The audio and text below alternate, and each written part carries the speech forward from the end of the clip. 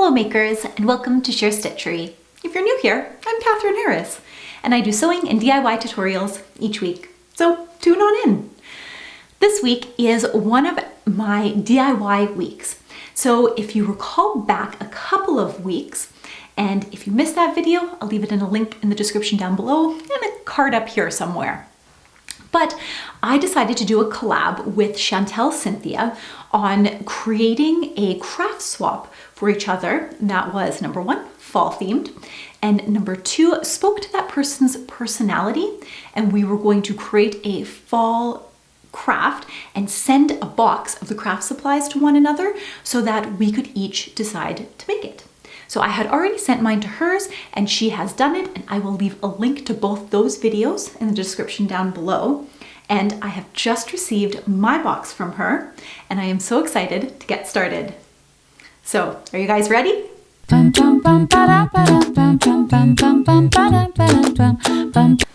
to start, I thought I would do an unboxing of what she had given me. Are you ready? Let's start. So it has this beautiful red tissue paper in here and a lovely note along the top here. And the note is so sweet. So it's thanking me for doing the collab. It's just so heartfelt. And a couple of instructions on how to make the craft. And one of the things that she had mentioned is she wanted to see how I create this craft, but in my own style. And so that was something that I wish I had challenged her to do. Mine was almost like a paint by number and hers is more like an artist's canvas. So we're going to do the same craft, but it's going to be different because I'm going to do my own spin on it. I'm so excited. Are you ready to see what's inside?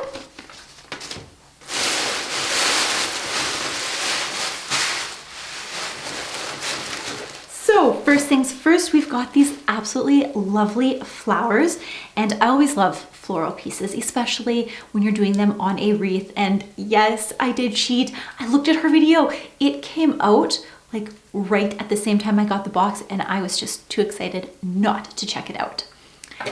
So these are absolutely perfect, and don't they go absolutely perfectly with the ones I have in my jar already? So excited for this. And we next have pink and blue acrylic paint. Now, one of the things that I had mentioned to her is that my favorite color was pastel pinks and blues. And oh my gosh, she got it completely right, and including these flowers. It's absolutely lovely. And I also have some white chalk paint in here. Next, we have a lovely burlap pick, and I really like the warm tones of this burlap and jute. It really goes nicely with the pastels and the whites, which is really my aesthetic when I am putting things together in my home and in my sewing space. And I'm excited to make this to really dress up my sewing space, or maybe even my dressing room, which is where I film all my YouTube videos here. Yes, this is my dressing room. It has a lovely window up in the front here, so. And next there is some buffalo plaid check ribbon, which I love buffalo plaid check, and it happened to be the theme on what I had sent over to her. So I'm excited to add that in. Next we have some styrofoam pumpkins. And I can really feel a nice fall vibe coming along, especially with these pumpkins, because without the pumpkins and any of these like beautiful fall picks, it might feel a little bit more spring because of the color palette that I love. And next we have a bag. And these are pine cones. And I know Chantel did a video on creating a pine cone centerpiece, and she had went on a walk and collected all of these beautiful pine cones, and I bet you anything, these are probably left over from her walk. And next up we have this beautiful floral pick. It's got a pine cone, and we've got like a little piece of wheat and some leaves in here. And I'm already thinking about potentially painting this and seeing if I can pull it into that neutral pastel fall palette that I have my heart set on. Next, we have some burlap, and absolutely love burlap. It is such a nice neutral, and I feel like this color, this taupey jute color, goes with pretty much anything. Next, we have a home sign. And of course this, and I am going to put my home sign on here, and this is exactly what Chantel did as well, but I really like that idea. I think I'm gonna steal that from her.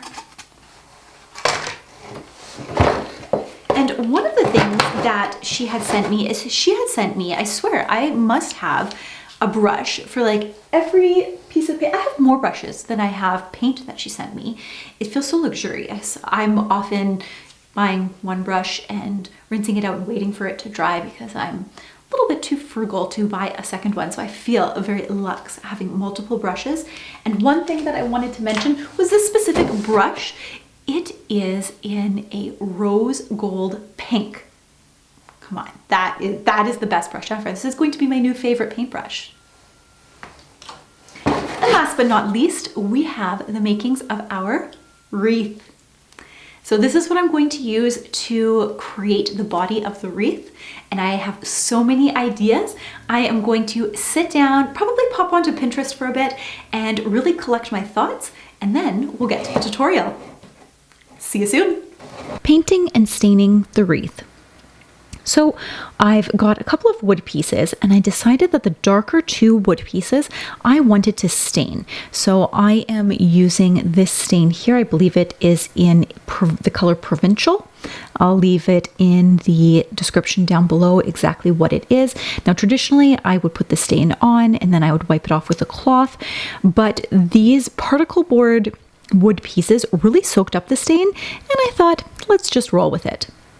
Next, I got out the chalk paint that Chantel had sent me, and I decided to give a couple of coats of chalk paint on the wooden sign. I painted the back once and the front of the sign 3 times. Next, I am going to take some of that chalk paint and I am going to put it inside about 1/4 cup of water. And I really want to make a nice milky paint on this because this is what I am going to use to create almost like a milk stain on the pine cones. I don't want them to be completely white, but I want them to have that milky texture and look to them. So I just dip them in. Now, if you wanted to get a darker milky texture, you could leave them in for maybe 20-30 minutes and it would go a lot whiter. This is an alternative to what I was considering doing, was bleaching them, but that's a lot of harsh chemicals and I didn't really want to wait overnight to bleach my pine cones.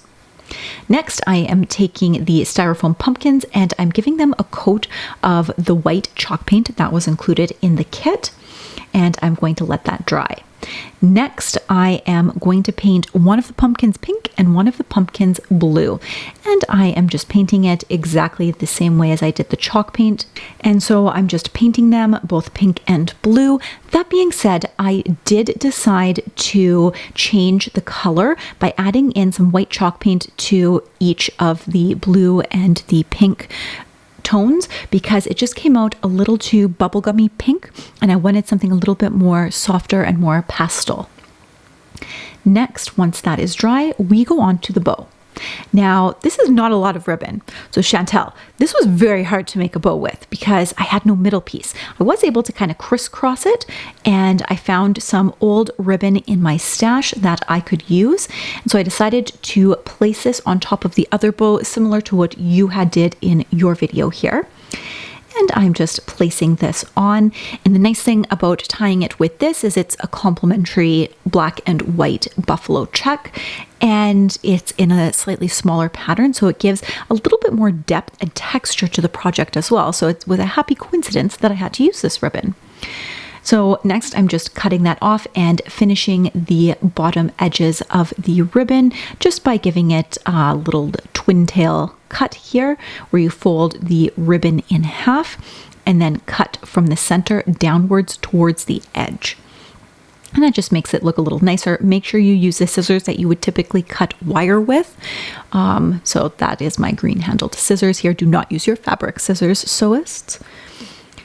And I'm just doing the same thing with my ribbon here that is not wired.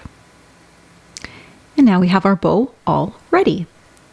Next up, we're going to put it all together. So we're starting with our ring, and I'm just trying to figure out some placements here. So I wanted something that was a little offset and asymmetrical. For whatever reason, when I do a wreath, I'm always drawn to that asymmetricalness. I also wanted to play off the stained hoop that we're using for the wreath and not completely cover it up. I wanted something a little bit more minimal. So I'm just trying out some of the pine cones and the pumpkins here, and I even painted one of the leaves. I am not liking them. I wanted to like them, but it just felt too busy with everything else going on.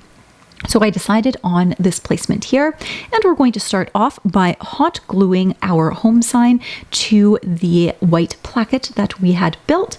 The nice thing about hot glue is it dries nearly instantly.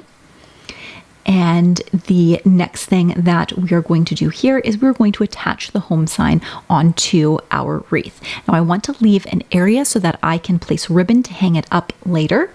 And I need to figure out where that bead of hot glue is going to go. So I grab a pencil and I'm just tracing the back of the wreath on the sign here. That way I know exactly where the glue is going to go and it's not going to splosh everywhere and just look not as nice on the back. And so we're just going to place that on and flip it around. And so we've got our home sign set up in the middle, and then off to the left, I am just placing the bow, and I just put a generous dollop of hot glue on there and attach that right in.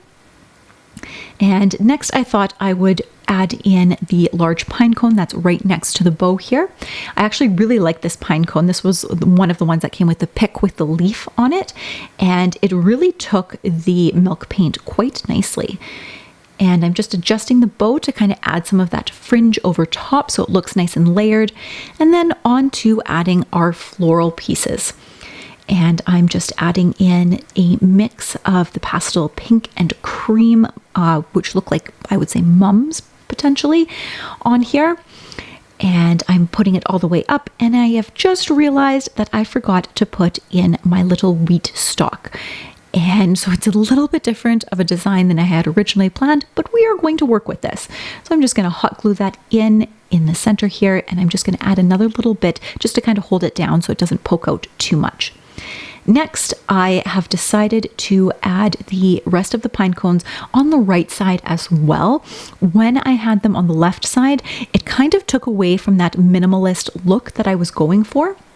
So I really wanted to have all of that decor element focused on that right-hand side. And I'm just trying to kind of play with the numbers of 3 with those 3 little pine cones, but I think it just looked a little too busy, so I decided to opt out and not use that smaller pine cone. And last but not least, we need to create the ribbon to hang our wreath up. And what better choice than the small buffalo check plaid? And voila, our wreath is all done and ready for us to hang up in our sewing space or on our front door. And there we have the cute farmhouse DIY craft swap, the final reveal in all its blush pink glory here. I know it doesn't look too fall-like because I didn't use all the elements, and I'm actually a little disappointed in myself for not using all of them, but I do have them in my craft supply box, and you will see them in some upcoming videos. If you enjoyed this video, don't forget to give it a big thumbs up, and if you're new here, please consider subscribing so you can see more DIYs, craft swaps, as well as sewing videos. If you have any requests for me, please leave them in the comments down below. I know Christmas is coming around the corner, and I would love to hear what you'd like me to sew or to make this year for Christmas. So, until next time, makers, let's get our sewspiration on.